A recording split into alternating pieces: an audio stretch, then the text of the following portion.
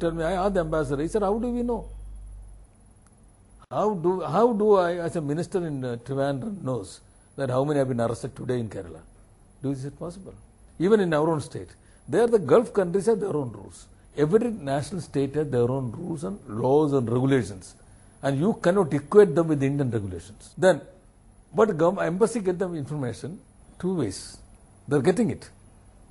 I asked them, why can't you get information? I was a little angry with them. They said, sir, how do we get? They inform us. Other rule is that our embassies cannot talk to any other ministry directly. Only go through the Foreign Affairs Ministry. Our embassy can talk to only the Foreign Affairs Ministry. They contact a police station. They can do. But they get the information from the voluntary organization, community organization. They inform the embassies. And they visit the jail. Then from jail they will understand how many, the exact number sometimes difficult to get. But I fully agree that let the embassy know how many are in jail, what are the cases against them. But now in every embassy have a legal assistance system. I want to strengthen that. I want a legal officer must go. And there are Indian community also very active.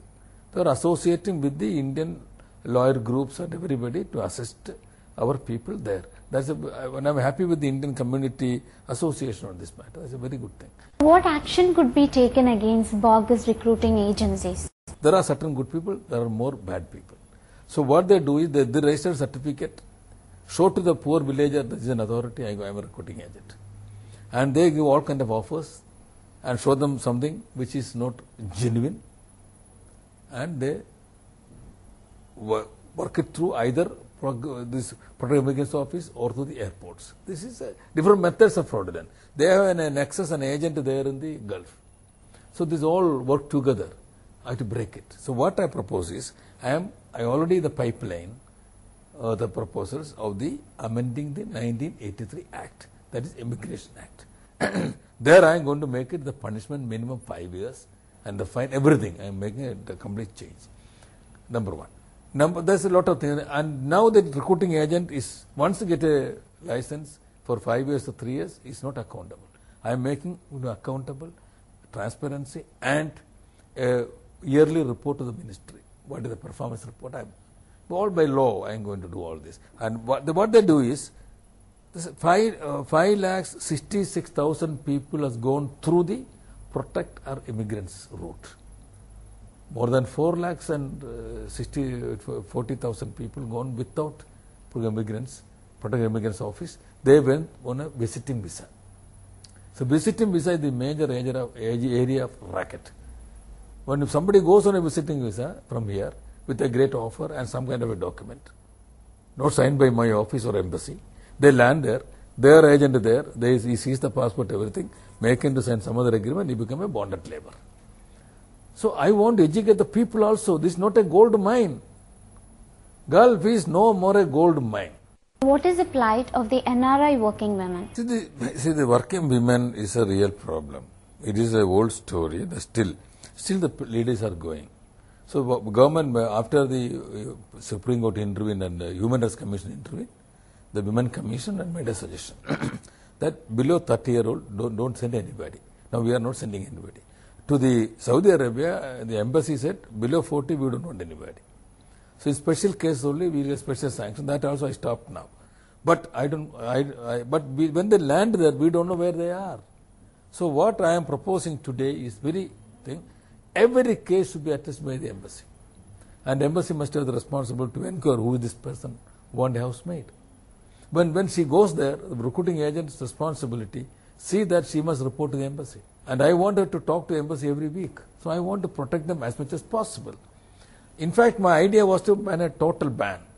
Then the Women Commission and the Women Minister said, no, please don't do it now. Let us experiment this.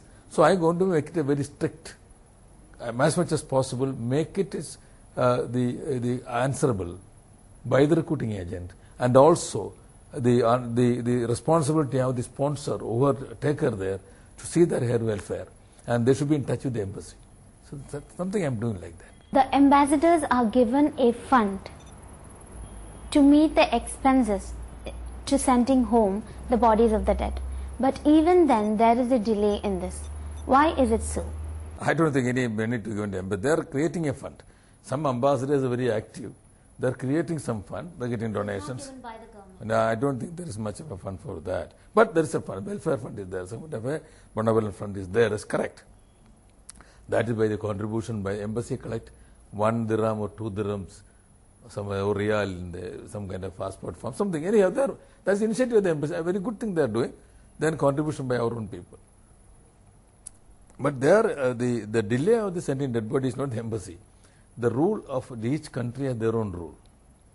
So is it a natural death? Yet it will be cleared by the police and the hospital authorities in every country.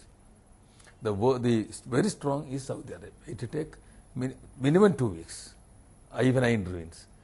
There are 2 weeks. Now 6-month body is still lying there because it's cleared by the police. Some murder. So police to clear. This is the problem. Other countries also, they want to make everything clear. That the delay come from the local national government. But in the boat tragedy, the only case which my regular, every day, 3-4 times talking to the ambassador and the Indian community, and embassy was very active to send the body back to India. It took only 48 hours, not even 48 hours, got here. Then the Bangalore, the dead body came, the custom people and others delayed for 5 years. Now they are under suspension, they are in transfer, action have been taken. I talked to them, wrote a letter to the finance minister, and he expressed his apology to me. I'm sorry it happened to the dead body, and given instruction hereafter in future. Every day, any dead body come from these places, treat them with honor. He issued an instruction, and the officers, is inquiry going on, some officers have been transferred out. So, it is this is not our mistake, embassy's mistake. Because one thing is, Indian community is very active, community. So, embassies cannot be lazy. Then I intervene. When they talk to me, I intervene. So, we only delay because of the rules of that country. This is the problem. What are the steps taken by the Indian government to redress the grievances faced by the labourers in unorganized sectors? Now, the embassy takes up. Embassy is a regular in touch with the Labour Department, Labour Ministry. Because there is a consultative missionary in different states, in the countries. So, they take up with the ministry. Our people, embassy have been instructed to visit the labour camps periodically. They are visiting, they report them. But with all this, problem exists. With all this. So, only our embassy can only intervene, talk to the labour ministry, and visit the camps, report back them. There is a consultative missionary. A consultative missionary is there, and report them and do it. You understand? This is the only we can do. So, with that, whatever they do, and they take the assistance of the Indian community also.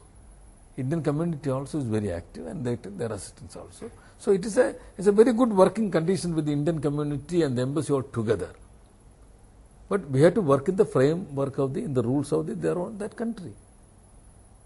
They have their own rules and regulations, the law. So, we have to work in that framework. But yet we are doing the best, but that does not mean everything is satisfactory. Yes, I am aware of the problems in certain areas. So, there are two kinds of things. One is good sponsors and companies. There are certain people who try to exploit the workers. There are two categories. Now, my discussion with the ministers there to stop this kind of exploitation. During my visit, I met the Labour Minister, a young man, a good person. I met him in UAE. I met the Crown Prince, a young man, equally, Bahrain. Both agreed with me that the sponsorship, they are well aware of this fraud and this going on. They agreed with me, they will check all this. And they asked me to do something in India also. That is why I am acting here, they will act there.